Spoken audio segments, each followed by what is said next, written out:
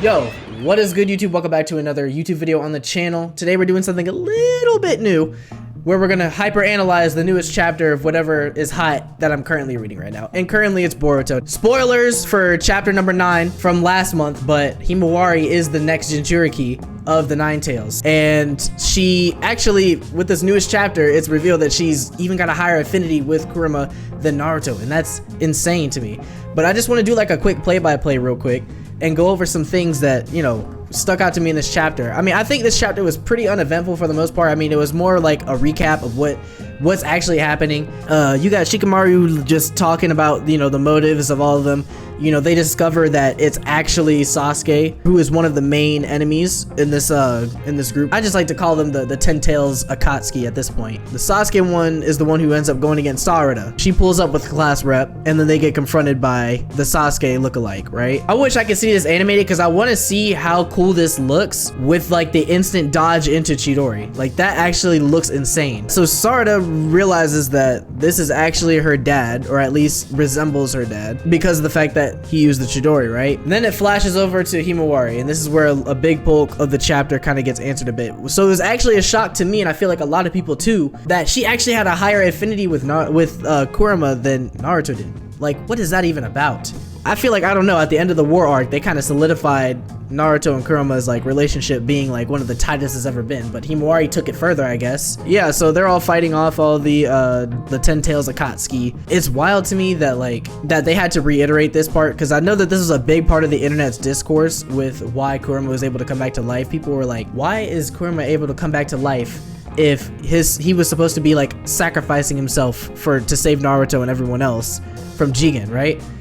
And I think a lot of people forgot in the last series that he said that once chakra is extinguished, like, it's not the death of a tail beast. That is the death. That is just simply like, in that instance, they go away and then over time they reincarnate. Now, it just happens to be a mad coincidence that he reincarnates himself into Himawari, which is like, it's anime. Like, if you're really mad about it, you gotta pick your battles, because there's been plenty of shows and manga that have done something similar to this before, where they link everything to who the previous main character was or who the current main character is, just for plot reasons, because it's cool. I feel like people hate to hate, but it's also just the name of the game. But of course, Jura catches up, and one of the coolest things about this encounter that probably doesn't get talked about enough, Team 10 was able to handle Jura at their current level, despite Jura being like some form of the 10 Tails beast. Even in the last chapter, he was like, you know, commending their teamwork and being like, even without having to say a word to each other, the teamwork is insane, right? That's really cool, because like, it's just another iteration of Ino Shikacho, right? Just showing off what they can do when they really like are just working together. So one thing I did notice also is that Kuruma encourages Himawari to act on her own behalf, kind of like doing a little bit more coaching, which is awesome, because that means he kept the same kind of character development / he had with Naruto and is carrying it into Himawari too,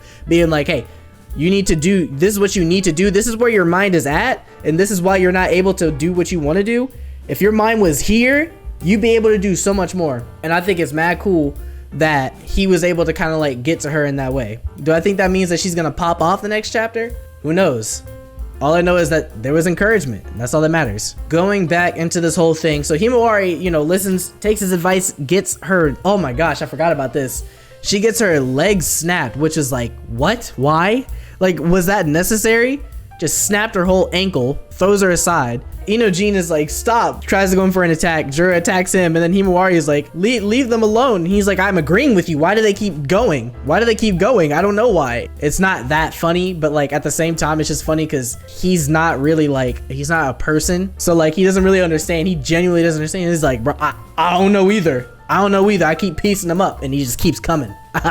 I don't know what to tell you. Yeah, so they start getting wrecked. Inojin tries to save Himawari, gets clapped. Himawari, however, sees the damage done, and in true Naruto Nine Tails fashion from the OG series, turns into this, and this is where it gets interesting, because like, is she gonna freak out? Who knows? But she turns into this form here, and I think this is where we finally start to see things get active. But I hate the fact that we have to wait another month to see what Himawari can do with the Nine Tails chakra. But this form is already looking cool. Do y'all not see the tendrils coming out the hair like Medusa? You know it's about to be a good fight, and I'm here for it. One thing that I really hope to see is, I want to see her be like how Naruto was when he would lose control and practically turn into the fox spirit, kind of, where like he kind of would like get into the position of a fox and start fighting. I want to see Himawari do that just because I want to see her lose control like Naruto did in that form. I really hope that in the future we can start seeing some more action in these chapters, because these last 2 chapters have kind of just been like pace wise. I would have been okay with the last chapter being kind of as slow as it was if we ended up getting a little bit more active in this chapter, but I get it. Like, I understand. I think that they just want to build up anticipation, keep you watching, or keep you reading, I should say. I'm happy in the last chapter we did get to see Boruto like just straight up sun the crap out of Kawaki. Kawaki is on fraud watch for that one. I know people have been giving Boruto a hard time. 2 Blue Vortex off jump people have said has been good. The continuous readers have said it was good. Anyways, YouTube, I appreciate you tuning in to this video. If you want to see more content like this, hop over to the Twitch, is where I'm currently streaming right now, or if you hit that subscribe button, you'll have this content delivered to you regardless. So either way, thank you so much for watching, and I'll see you guys in the very next video.